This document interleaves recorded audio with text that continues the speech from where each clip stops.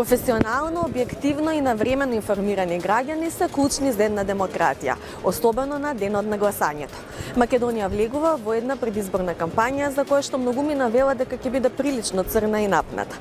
Денеска во Агенда 35 ќе зборуваме токму за ова, за односот на медиумите кон изборната кампања, но и кон изборите воопшто. Имаме интересни соговорници. Останете со нас.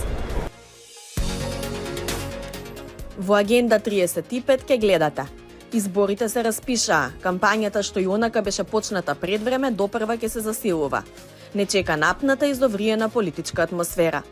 За медиумската слика зборуваме со Михајло Лахтов и Младен Чадиковски. Интервју со директорот на Агенцијата за аудио и аудиовизуелни медиумски услуги, Зоран Трајчевски. Бројот на медиуми е доста голем со оглед на маркетиншкиот колач со кој што може да располагаат комерцијалните медиуми.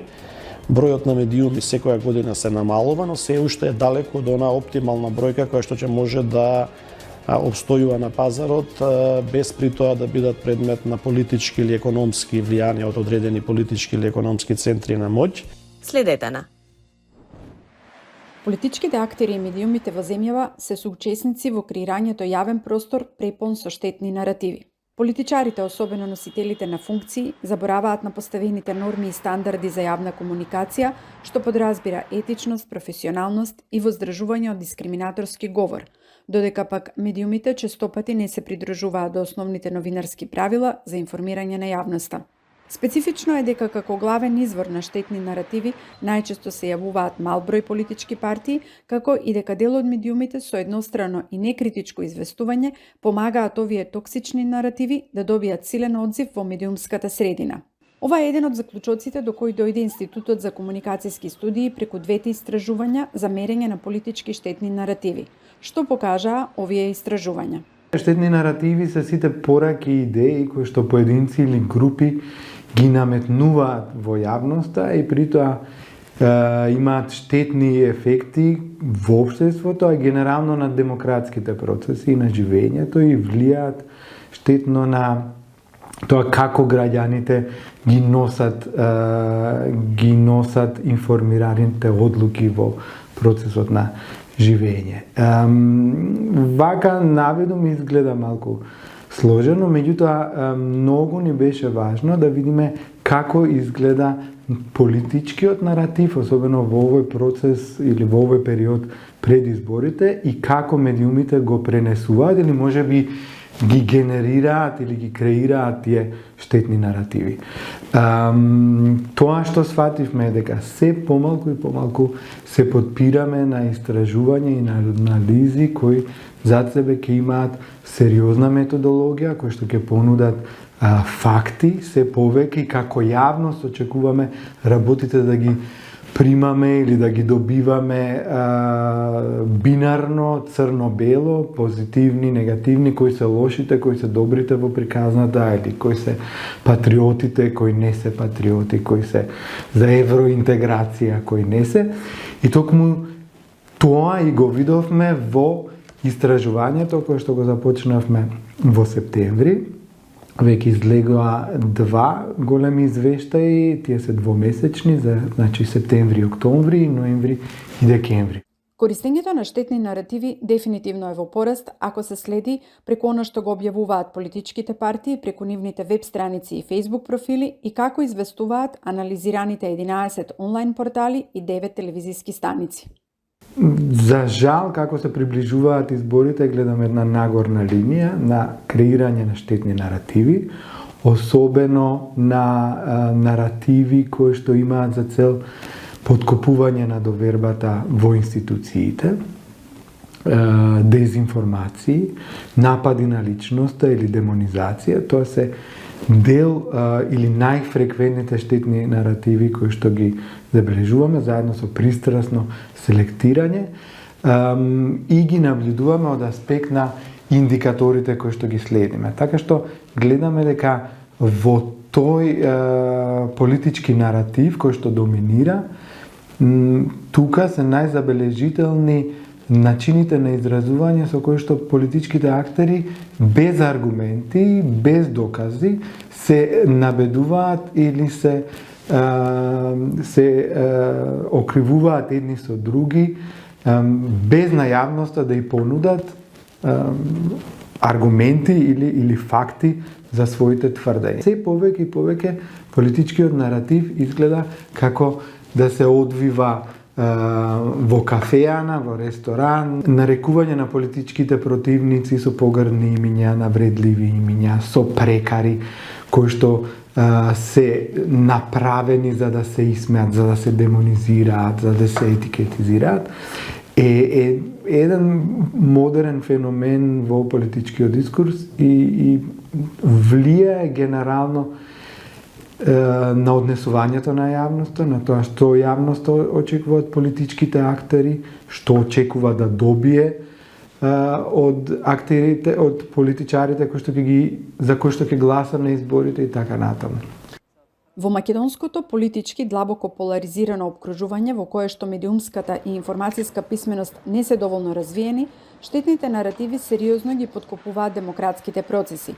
Јавноста се соочува со се позагаден медиумски простор, полн со дезинформации, злонамерни информации, пропаганда и говор на омраза. Во Македонија 2 месеци пред избори веќе може да се смета и како неофицијален почеток или неофицијален старт на кампањата за изборите, и тоа можеме да го видиме секојдневно од настапите на политичките партии, политичките лидери, функционерите на власта, функционерите на опозицијата, сите оние кои што гравитираат кон тој изборен процес. Каква е тука улогата на медиумите?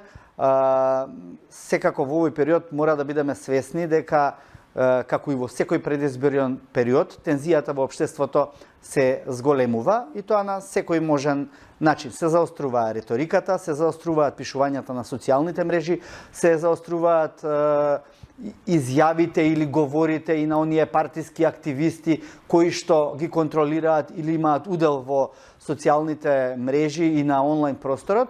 И сето тоа треба да биде за сите нас еден аларм, особено за медиумите, никако не критички да не ги прифаќаат сите оние изјави, штетни би рекол политички изјави кои можат да влијаат штетно врз општиот политички амбиент и врз општата политичка клима. Улогата на медиумите тука е тој процес да му стави една брана. Медиумите, без разлика дали се традиционални или онлайн медиуми, мораат во овој период да бидат многу повнимателни, одошто во период кога не е предизборие, затоа што секоја пренесена изјава која што не подлежи на, речи се, никаков факт чекинг, за да се види дали таа може да произведе некое штетно дејство или пак е лажна или дезинформативна, би било навистина неквалитетно поведение на медиумите. Ние сме и чувари на демократијата и токму затоа мораме да бидеме повеќе свесни за нашата улога. Медиумите и новинарите не се обични проследувачи на информации, затоа може да постојат огласни табли или може да постојат веб порталите на партиите или веб порталите на институциите, кои што на тој начин се обраќаат кон граѓаните. Меѓутоа, медиумите не можат некритички да ги пренесуваат овие информации без тие да подлежат на претходна целосна проверка. Ова е како треба, но во пракса секојдневно се случува прекршување на новинарските правила и етичкиот кодекс како резултат на силната спрега помеѓу медиумите и политичките партии. Овој пат ќе обрнеме особено внимание на тоа како се одвива целото медиумско известување во текот на изборниот процес. Од тоа што досега можеме да го кажеме е дека во последниот период зачестија пријавите кон судот на честа, на пример на ЗНМ, за представки од страна на граѓани, политичари, функционери, значи од сите касти на општеството за одредени написи или одредена улога на новинарите за кои тие сметаат дека не била доволно етична или не била доволно професионална. Генерално Советот на честа како тело кое што учествува во овие активности некритички и транспарентно ги обсервира работата и на новинарите и на медиумските работници. Оние новинари кои што наменски и системски ги уриваат стандардите и ги уриваат и етичките норми во однесувањето, работејќи за одредени агенди. Најчесто се тоа партиски или бизнис агенди, Меѓутоа, таквиот наратив на таквите така наречени новинари многу штети на новинарството во целина, бидејќи креира недоверба во целиот новинарска заедница. Тесната врска меѓу политичарите и новинарите ја анализираат и експертите, и тоа во два правци. Доминантно се медиумите и новинарите кои што само ги пренесуваат овие штетни политички наративи или штетни наративи кои што се произведени од политичките актери, меѓутоа има и медиуми кои што ги креираат, односно новинари кои што самите создаваат вакви штетни наративи. И во првиот и во вториот случај зборуваме за прекршување на стандардите на професионалното новинарство. Не само оние кои што ние сме ги прифатиле, меѓутоа тие се, ајде да кажам, генерални, тие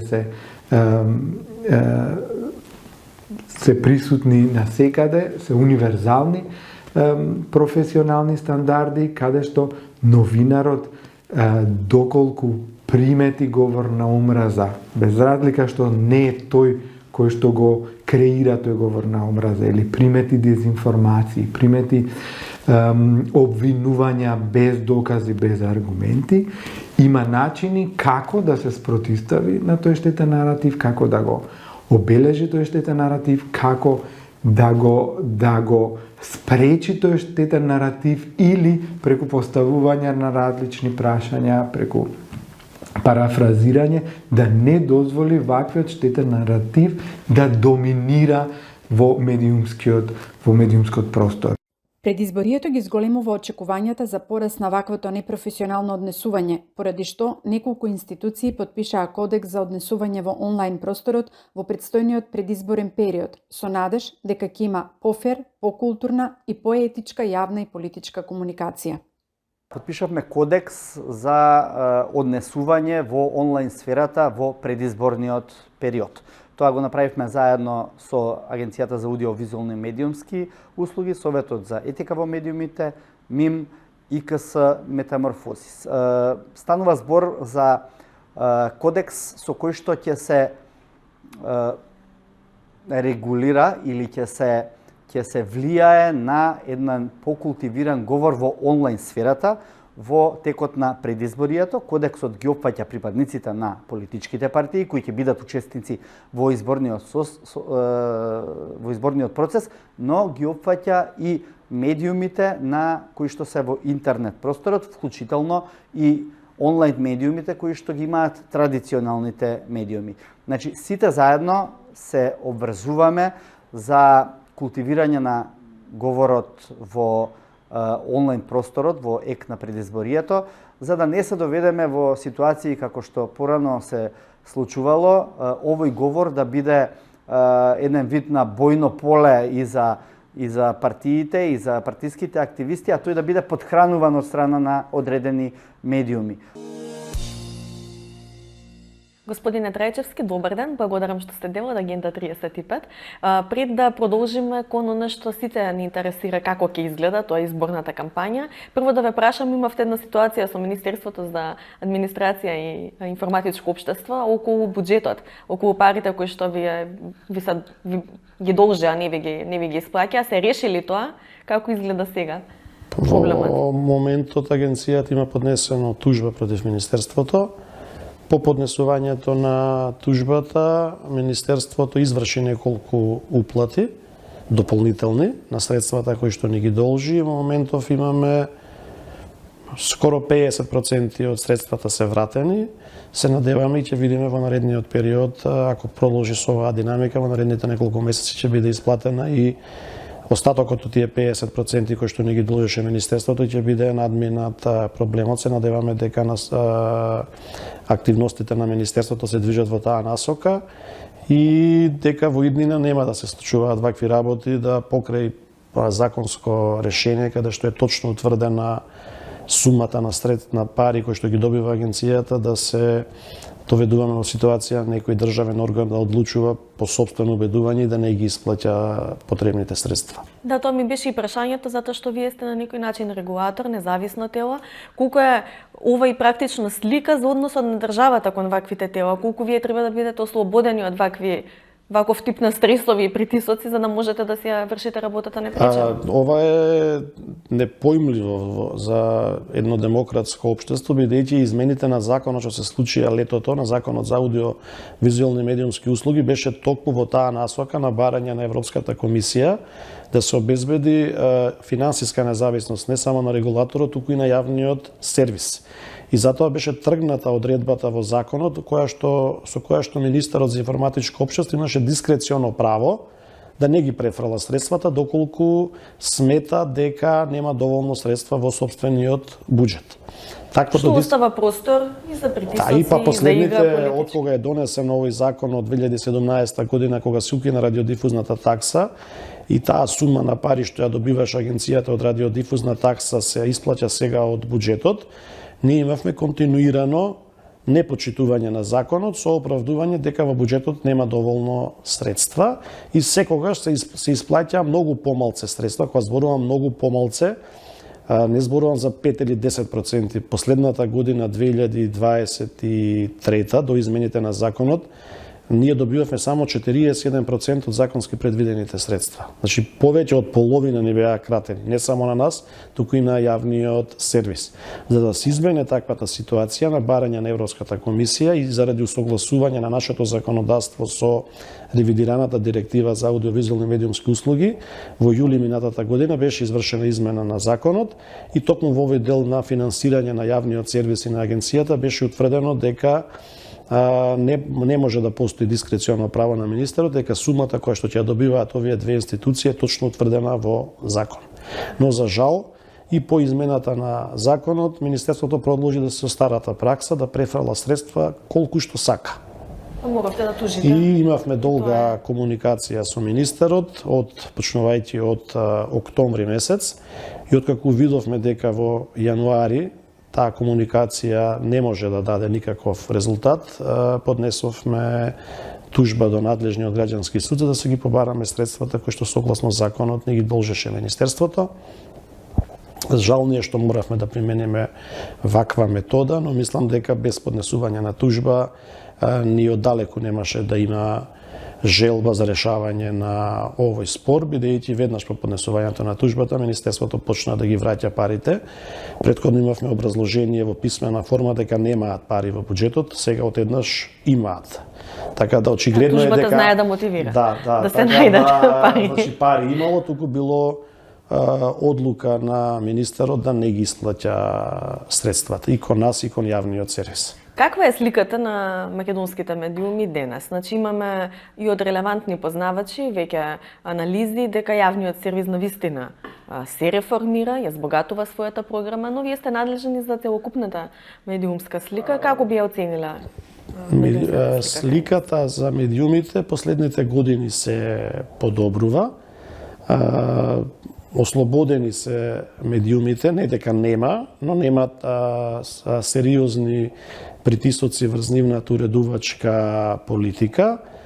Се уште е проблем бројот на медиумите. Бројот на медиуми е доста голем со оглед на маркетиншкиот колач со кој што може да располагаат комерцијалните медиуми.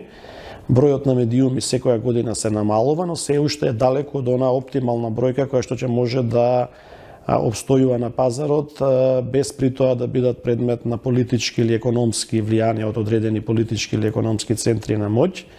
Јавниот сервис има подобрување сериозни и во понудата на програмите и во функционирањето на самиот сервис, но се уште, тоа што го кажавме со префрлувањето на средствата и на агенцијата и на јавниот сервис, финансиската состојба е сериозно лоша.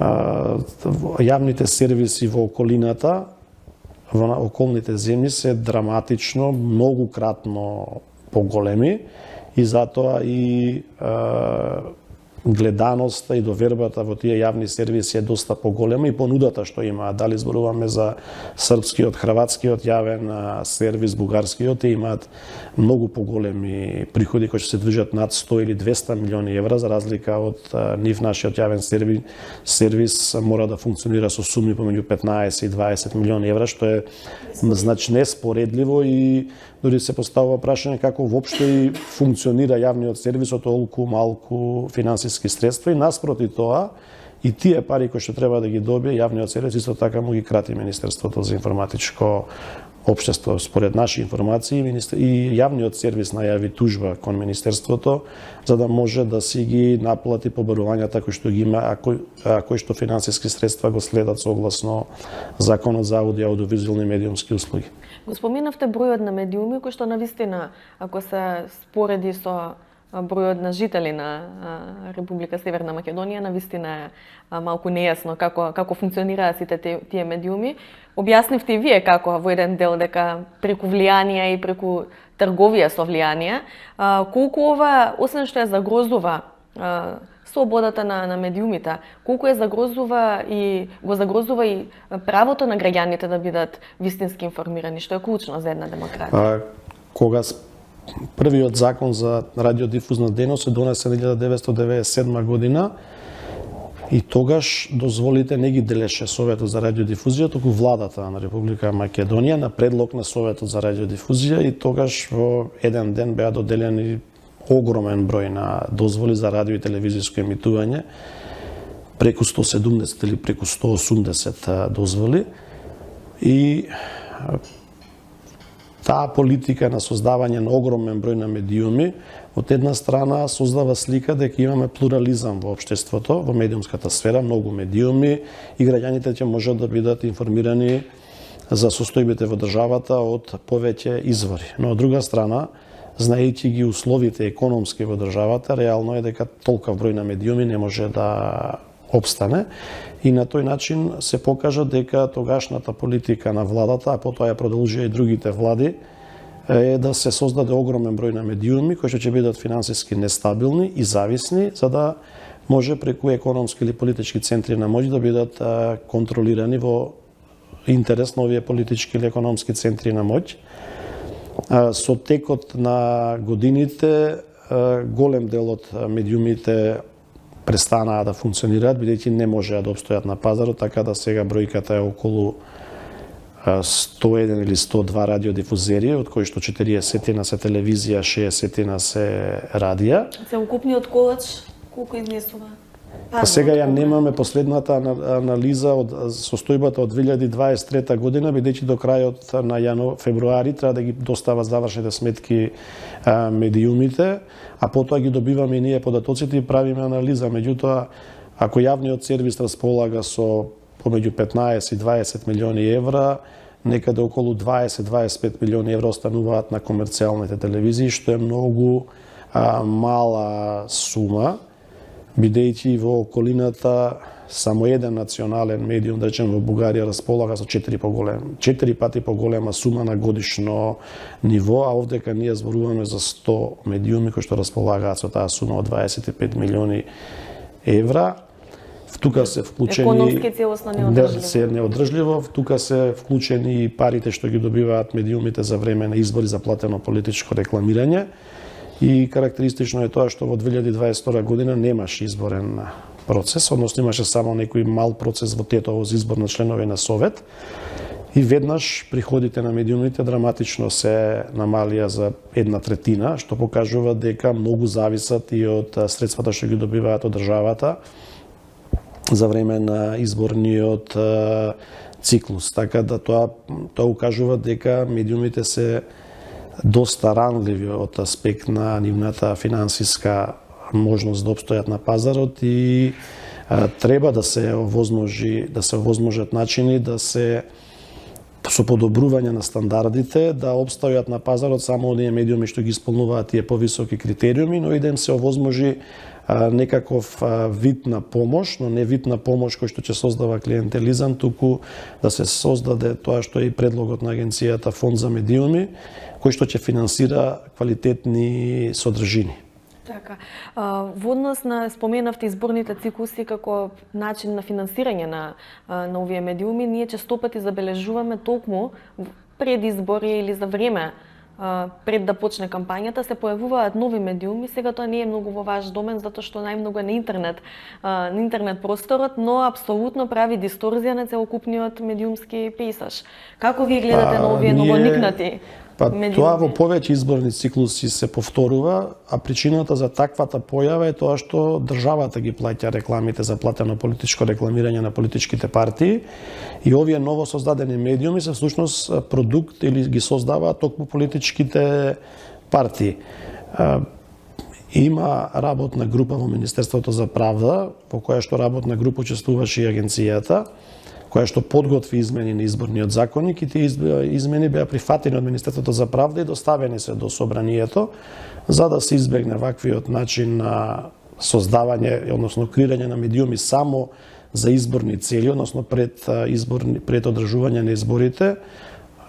Работната група предложи да престане државното финансирање на политичките партии за платено политичко рекламирање. На овој начин ќе се избегне ваквата состојба кога постојано пред почетокот на изборниот циклус се појавуваат медиуми кои што добиваат по 15.000 евра од Државната изборна комисија и по завршување на изборниот циклус тие медиуми едноставно исчезнуваат. Да, ќе бидат ли овие измени префатени? Па за жал ние немаме никакви информации што се случува со изборниот законник. Се уште нема никаква дебата во рамките на парламентот. Да, муабетот ми е и нови избори ќе одиме по стариот, веројатно. Нашите информации се дека законот веќе е поделен на пратениците во парламентот. Дали ќе биде закажана седница за закон со таква содржина или ќе има сосема друг закон кој што ќе го предложат политичките партии, не знаеме. Логично би било да се разгледува овој закон, бидејќи во изработката на овие измени на изборниот законник учествуваат најрелевантните институции кои што учествуваат во изборниот процес. Законот е целосно и усогласен со барањата на ОПСЕ за отстранува да се постапи по препораките на ОПСЕ и ОДИХР за забелешките кои што ги имаше за последните неколку изборни циклуси во државата и логично би било тој закон да се разгледува и да биде уствен во парламентот, но сепак тоа не зависи ниту од агенцијата, ниту од работната група, а ние како државен орган немаме подетални информации во која насока ќе се одвиваат активностите, дали постојат разговори, активности помеѓу политичките партии за да се измени постојниот закон или ќе се прифати она што го предложи работната група. Драго ни е што Министерството за правда го прифати во цело законот и тоа прв пат се случува и го испрати како таков во собраниска процедура. Да, ќе видиме, ќе следиме што ќе се случи. Политичката сцена е прилично напната, зовриена атмосферата. Се очекува една интензивна кампања, веројатно и прилично црна. Кои се вашите согледувања и кои се вашите препораки и до медиумите и до политичките актери? Првично ние очекуваме дека ќе мора да бидат направени измени на изборниот законник, зборувам во делот на платеното политичко рекламирање, бидејќи по сегашниот закон реално и невозможно да се спроведат изборите во делот на платеното политичко рекламирање, бидејќи во законот утврдено дека зборувам под услов да остане како што е досега плаќањето на рекламите од страна на буџетот. Значи, најголемите две политички партии од власта ги добиваат најголемата сума на средствата и двете најголеми политички партии од опозицијата. Са ние знаеме која е најголема политичка партија од опозицијата, тоа е ВМРО-ДПМН, меѓутоа втората по големина партија не ја знаеме. И тоа е клучното прашање кој ќе ги добие тие пари и тоа време за реклами. Така да ќе мора да биде јасно во законот, со сегашниот закон. Немаат опција како коалиција тоа што се случи, не за тоа што се случи, таа коалиција што беше минатите избори најголема од опозицијата, Алијанса и Алтернатива, веќе да не се заедно, едната беше во власта, па излезе, па сега другата е во власта. Друга политичка партија што беше со најголемата политичка партија од власта СДСМ излезе, па се делот ДУИ се здружува со други политички партии, сега веќе едноставно по сегашниот закон не може да се утврди која политичка партија ја следи по времето, односно финансиските средства, како најголема опозицијска партија. Тоа треба да биде утврдено со изборниот законник и се надеваме до дека парламентот заседава, како што има најави од председателот на парламентот првите денови на април, оваа ситуација ќе биде расчистена и ќе им овозможи на медиумите да знаат како да се однесуваат, бидејќи и ние како агенција медиумите ќе бидеме ставени во една нејасна ситуација, ние ќе треба да правиме мониторинг. Да. Втора работа, ДИК ќе треба да направи распределба на средствата, истиот проблем се среќава и ДИК. Така да се надевам дека ќе се расчисти оваа ситуација до распуштање на парламентот, за да може да имаме фер избор на трка. А не се надевам, убеден сум дека медиумите за време на изборниот процес се однесуваат крајно професионално, бидејќи и во последните неколку изборни циклуси реално нема сериозни прекршувања на изборниот законник и доколку се појавија некои си прекршувања, тие беа повеќе од техничка природа или ненамерни прекршувања заради човечки фактор, значи без никаква намера да се наштети или да се фаворизира некоја политичка партија, така да очекувам и убеден сум дека медиумите овој тренд на професионално известување ќе продолжи за време на овој изборен циклус и граѓаните врз база на информациите кои што ги добиваат од медиумите ќе може да донесат јасна одлука на кого да го дадат својот глас. Колку е важно и политичките партии да бидат на ова ниво на политичка култура, затоа што не е само технички да се исполни законската норма, да речам, за соодветно покривање на политичките партии, туку и она што ќе се преземе како наратив од нив, да соодветствува со едно друго ниво на политички надпревар. Знаете, политичките партии се влезени во една реторика која што не нуди многу визија, туку меѓусебни обвинувања. Се надевам дека кога ќе почне кампањата, односно кога ќе бидат распишани изборите, политичките партии малку ќе го сменат наративот, бидејќи сега повеќе имаме можност да следиме црна кампања и обвинувања, наместо да имаме презентација на собствените програми, односно она што им го нудат на гласачите. Се надеваме дека кога ќе почне изборниот процес, тој наратив ќе биде сменет. Црната кампања не може да се анулира, но да биде сведена на минимум, но и праксата во изборите покажува дека на никого црната кампања не му донела предност, туку тој што ја практикува црната кампања најчесто ги губи изборите. Така да мислам дека учесниците во изборниот процес ќе бидат свесни за тоа и таа црна кампања би ја свеле на минимум. И исто е многу значајно да се пласираат и вистините информации, да се престане со ширење на дезинформации, бидејќи и во изминатиот период и во изборните циклуси бевме сведоци на ширење на дезинформации, кои што потоа се покажаа на суд дека биле класични дезинформација, тогаш би имало обвинувања кон политичарите или кон учесниците во изборниот процес, а потоа подоцна, после неколку години во судска постапка се докажува дека медиумите, односно политичките партии кои што стојат за тие медиуми, намерно ширеле дезинформации за политичките противници. Кои се на крај вашите пораки до граѓаните, до самата публика, кога ќе забележи информирање што е надвор од овие правила? Кога збориме за традиционалните медиуми, граѓаните кога ќе забележат било какви по нив незаконитости, непрофесионално известување, агенцијата стои на располагање. Имаме ние секој изборен циклус отвораме банер избори да се обратат до агенцијата и агенцијата ќе реагира доколку постои законска можност. Ние самите правиме мониторинг, но доколку кога зборуваме правиме мониторинг, си има представа дека агенцијата има капацитет 24 часа целосно. Сите медиуми да ги Тоа е невозможно, тоа е реално невозможно, но ние имаме снимки од медиумите во нашиот систем и она што не сме го забележале, сме го пропуштиле, доколку реагираат дали граѓаните, дали невладени организации, дали учесници во изборниот процес, ние можеме да се навратиме, да провериме и доколку има основа да реагираме. Ви благодарам многу за интервјуто, ќе следиме кампањата и сигурно ќе се видиме потоа за една оценка како поминала. Благодарам. Со нова тема се гледаме повторно следниот петок на истата фреквенција. Останете со нас и со програмите на јавниот сервис.